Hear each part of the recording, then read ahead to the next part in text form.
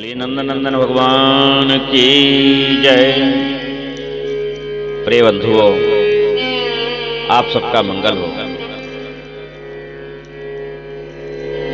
आदमी के कर्म का फल उसके जन्म जन्मांतरों तक उसके साथ ही रहता है,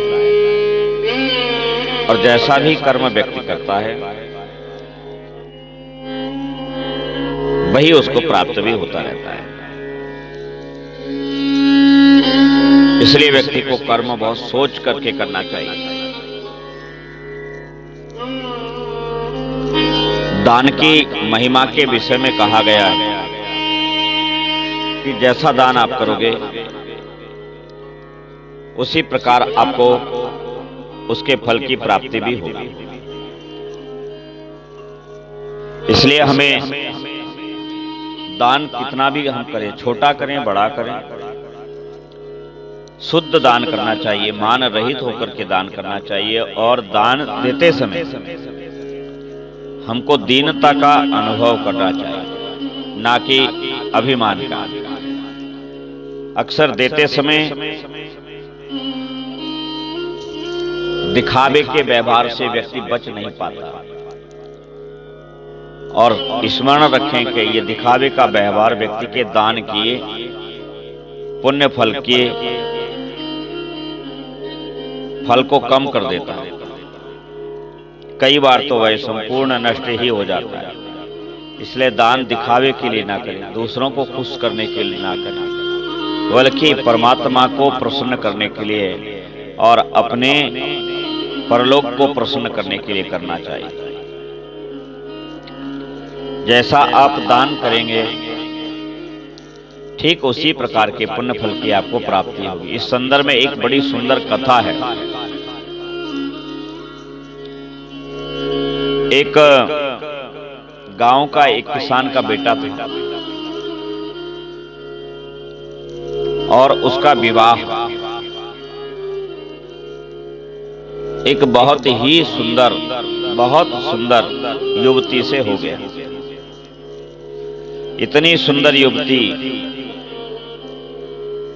कि उसके अंग प्रत्यंग में सुंदरता मानो नृत्य करती रहती थी।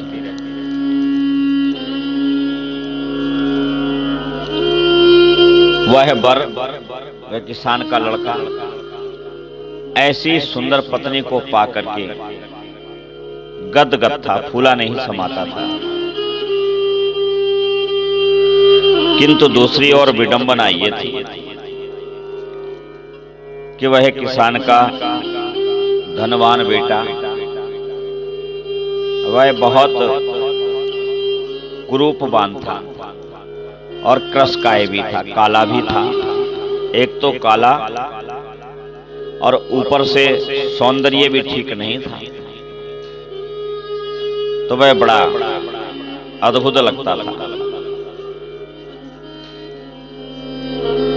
अब किसान का बेटा तो प्रसन्न था ही, किंतु जिससे उसका विवाह हुआ था वह युवती प्रसन्न नहीं थी। वैवाहिक बेला में किसान के लड़के की मां ने कहा,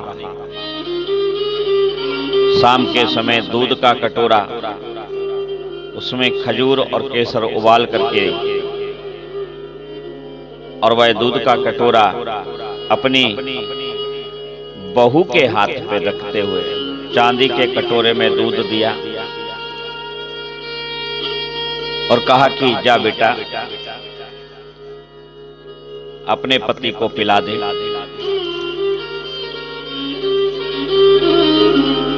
वह बधू, वह युवती गई और जाकर के उसने वह दूध का कटोरा उसको पिला दिया।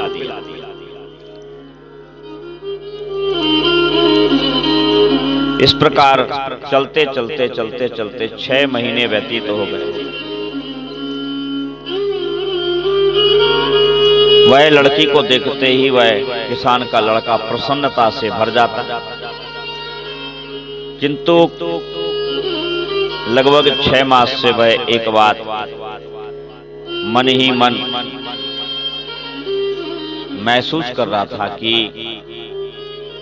क्या कारण है कि ये मुझसे बात नहीं करती है। ये दूध लेकर तो आती है किंतु बोलती कुछ नहीं है। आज उसने तय कर लिया कि आज जो भी होगा, जैसे भी होगा, आज मैं इसको बिना बोले नहीं रखूंगा। आज मैं कुछ ऐसा करूंगा कि ये अवश्य बोले। और वह ऐसा मन में विचार करके और उसने तय कर लिया कि आज मैं दूध का कटोरा इसके हाथ से लूंगा ही नहीं। जब ये दूध लेकर आएगी, जिस प्रकार ये मुझसे बात नहीं करती है, मैं भी इससे बात नहीं करूंगा। तब मजबूर होकर के, विवश होकर के ये मुझसे बात अवश्य करेगी। ऐसा मन में उसने विचार करके और दूध का कटोरा लिया ही नहीं उसके हाथ से। वह दूध का कटोरा लेकर के खड़ी रही।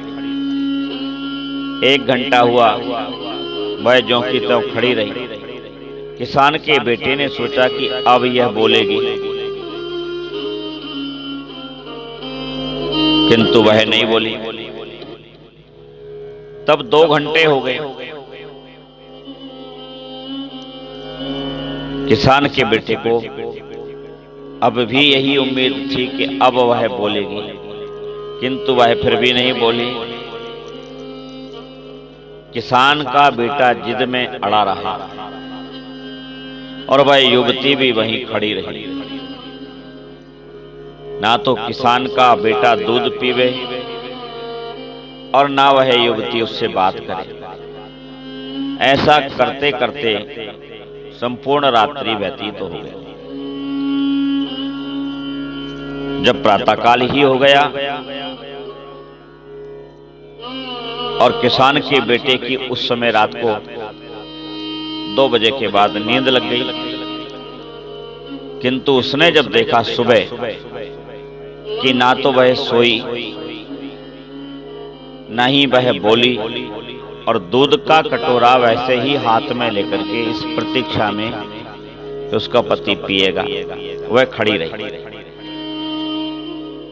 सुबह जब 6 बज गए और किसान के बेटे की आंख खुली और उसने मन में विचार किया कि अरे, संपूर्ण रात्रि हो गई और ये मेरे लिए दूध लेकर के खड़ी रही, किंतु ये बोली नहीं। तब किसान का बेटा जान गया कि हो ना हो यह मुझसे प्रसन्न नहीं है। और उसने मन में विचार किया कि यदि यह मुझसे प्रसन्न नहीं है, मेरी सुंदरता, मेरी कुरूपता के कारण यह मुझसे दुखी रहती है, तो फिर मैं इसको और दुखी नहीं करूंगा और मैं इसको अपने मायके छोड़ा। ऐसा मन में विचार करके वह बेटा उसको किसान का ले गया और मायके छोड़ आया। किंतु मायके में वह और अधिक दुखी रहने लगी।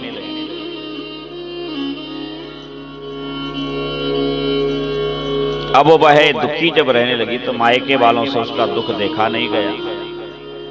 उन्होंने तमाम इलाज करवाए, झाड़ फूक करवाई, किंतु कोई आराम नहीं लगा। तो उसी समय एक महात्मा ज्योतिष के जानकार वहां पर आए। घर वालों ने कहा कि महात्मा जी, हमारी बेटी को जाने कौन सा रोग हो गया, जरा आप देखें। महात्मा ने जैसे ही देखा तो वह सब कुछ जान गए और उन्होंने उस बेटी को बुलाया और कहा कि बेटा, ना दोष तुम्हारा है ना उसका है, किंतु इसमें सबसे ज्यादा दोषी तुम ही हो।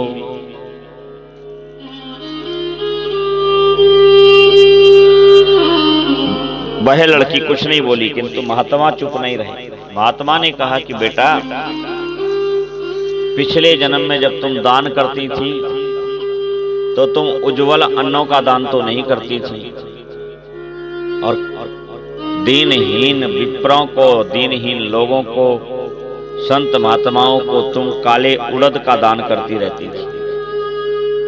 तुम्हारे माता पिता कहते भी कि कभी और वस्तुओं का भी दान किया करो, कभी चावल चीनी इनका भी दान किया करो, लेकिन बेटा तुम उन वस्तुओं को रख देती एक तरफ जो तुमको दान को दी जाती हैं, और तुम दौड़ के जाती हैं और काले उड़द जा करके ले आती हैं भर के और दान करती हैं। और ये जो तुम्हारा पति है, ये पिछले जन्म में बेटा चांदी, चीनी, चावल, मोती इस तरह की वस्तुएं दान करता रहता था। परिणाम यह हुआ कि उसको उस चावल, चीनी, चंदन, चांदी के दान के कारण तुम जैसी शुभांगम और सुंदर पत्नी मिली, और तुम्हारे उड़द के दान के कारण तुमको धनवान तो मिला, लेकिन कुरूप और काला पति मिला। इसलिए बेटा अब तुम जो है जा करके अपने पति की सेवा करो, और भाग्य के इस कर्म के इस फल पर भरोसा करो, और आगे के लिए अपने सत्कर्म के साथ अच्छे दान करो, उत्तम कर्म करो, ताकि तुम्हारे आगे का मार्ग सुदृढ़ हो जाए। तब वह कन्या उन महात्मा के चरणों में गिर गई और पुनः अपने पति के पास लौट आई, और पति से प्रार्थना करके वह पति के चरणों में अनुरक्ति रखती हुई अपने गृहचर्या में, गृह संसार में रह करके पुनः शुभ कार्य और शुभ दान करने लगी। कहने का तात्पर्य यही है कि हम जैसा दान करेंगे वैसा ही हमको फल प्राप्त होगा। अतः हमें दान और कर्म बहुत सोचकर करना चाहिए। आप सबका मंगल हो। जय जय श्री राम। राम जय राम, जय जय